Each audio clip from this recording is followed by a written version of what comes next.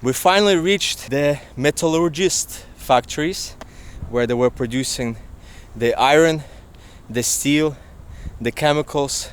Originally, the German prisoners of war built all these factories, obviously for free. Actually, it's similar to most of Georgian development that took place in the 40s and 50s. In order to have sufficient and knowledgeable workers, the USSR had gathered 5,000 Georgians from all over the country to go study and learn in Ukraine and Russia the factory process. After they completed the courses, they were sent directly to Rustavi and they were joined by experts. At the beginning, the metallurgist plant had around 15,000 workers, but in the 1960s, the factories became automated. And of course, that's when the numbers had declined.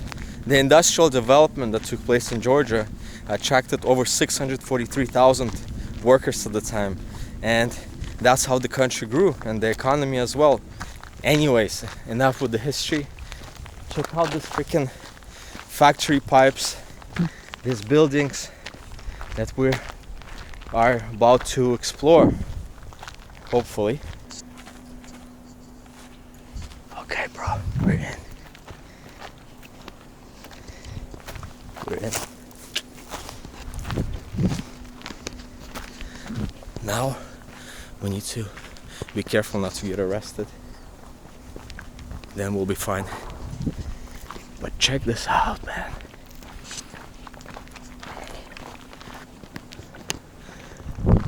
Look at this production. Look at this place, man.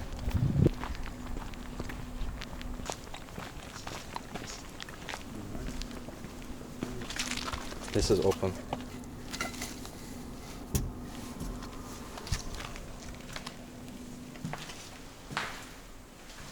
This looks like a building that was operational not long ago.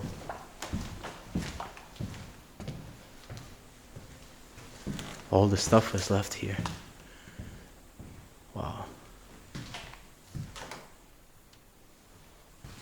Okay. What year is this? We need to find the date. Figure this out.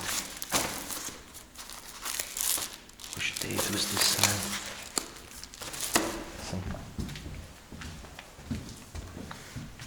There's still a typewriter, calculator. I wonder what were the people thinking when they left this place.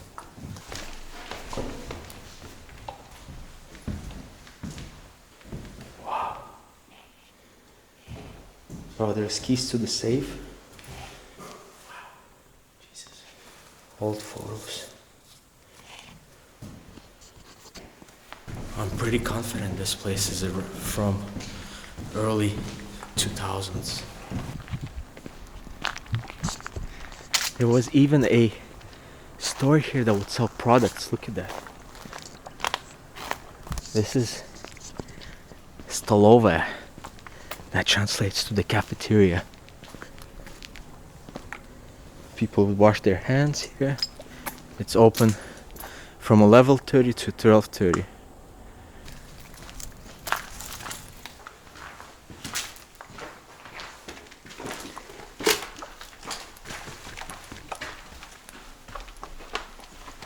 There's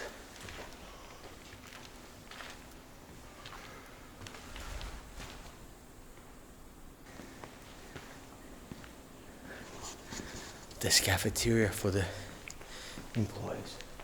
The kitchen is still larger than the actual place where the workers ate. A machine, probably a calculator.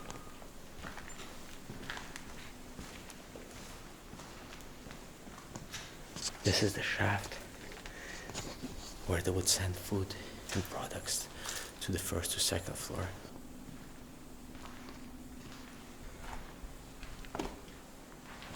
There, this is, you know what this is? This is a scale, a Soviet scale measurement.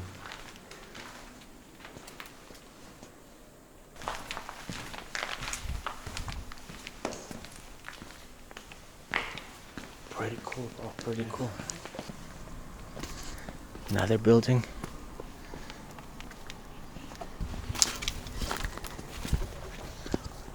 can't see what's inside. We saw the offices, we saw the cafeteria. Now we'll search the factories themselves. Are you, Nick, are you a true urban explorer? If you are, then you should climb this. Yeah, man, easy. We'll race. I'll do one, you do the other. Okay, boss. Another building. Definitely not 2000s. The machinery here, the offices, the floor. Everything looks older.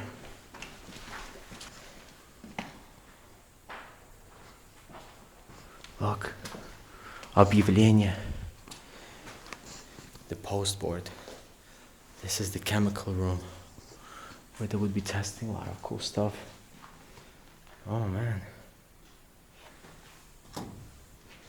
Do you want to take a souvenir with you? Yeah, I was thinking more like a magnet than...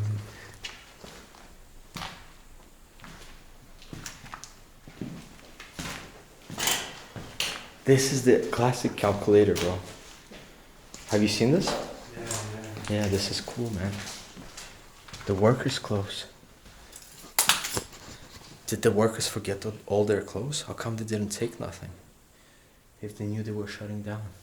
You can see in every little locker, they had whiskey, he had the plates, this guy had coffee. In every locker there is something different. Oh my god, bro. Special vodka, Stalin. I wanna see the year. Can't freaking find the year.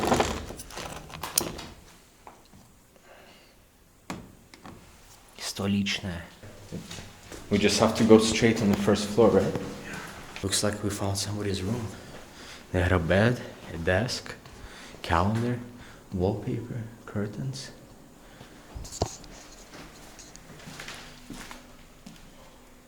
Some type of a classroom. Soviet phones, bro.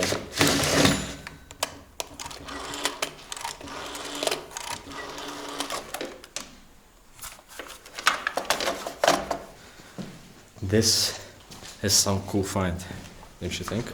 Yeah. Now,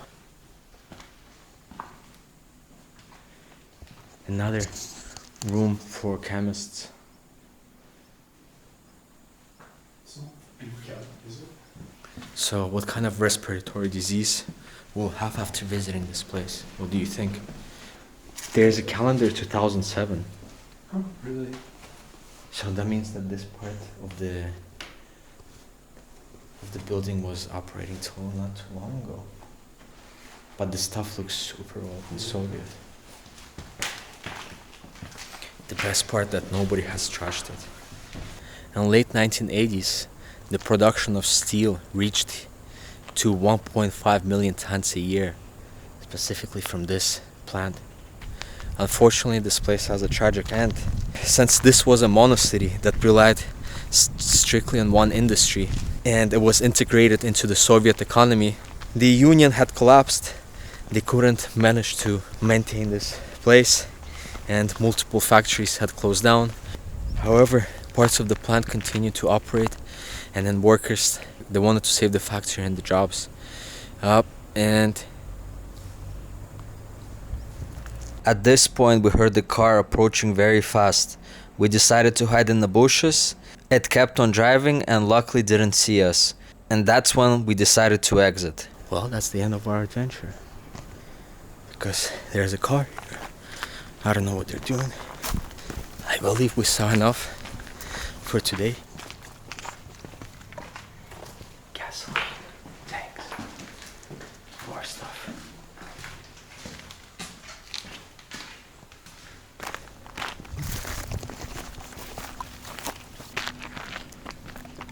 Well, we saw everything that we could without getting caught, and there's probably missed just a few major like factory buildings, right? Yeah. Looks like a fire station. Maybe there was a camera. No, but he would have found us.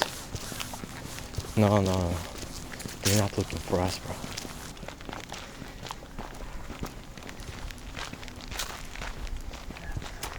During the deindustrialization in the 90s and the closing of many factories, the population shrunk of the city from 160,000 to 116. About 50,000 residents have left within a 10-year period. And some of the workers wanted to save the plant. They started to protest because only a fraction of it continued to operate. And there was a point where they wanted to sell that part as well. The workers went on strikes, but that didn't help them out. They sold it in 2005 to a Georgian businessman for $21 million, a 5% value of the original price if you take everything into account. And I think this is the part that's still operating. You can hear lots of machinery, there's cars, security most likely.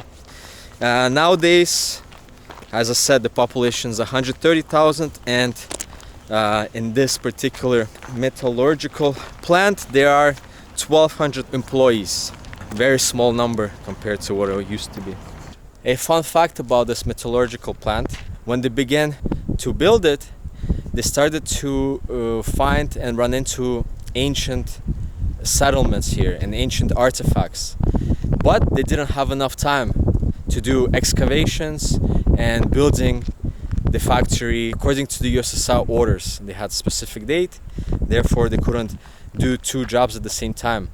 What they did was they excavated as much as possible. Now it's in the museum, and also they took photographs. And from that point you can kind of draw out the plan, what kind of settlements were here and which size.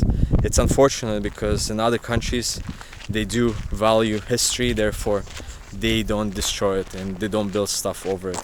But in this city there's nothing left from that period, only the fortress. Well, our journey in Rustavi is completed, successful.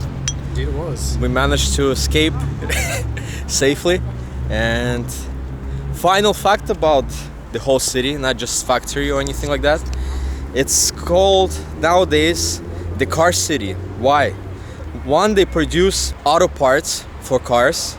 Two, they have an autodrome which is about to host the Formula 3 championship.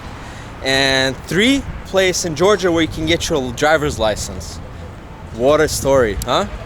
Well, cheers, till next episode.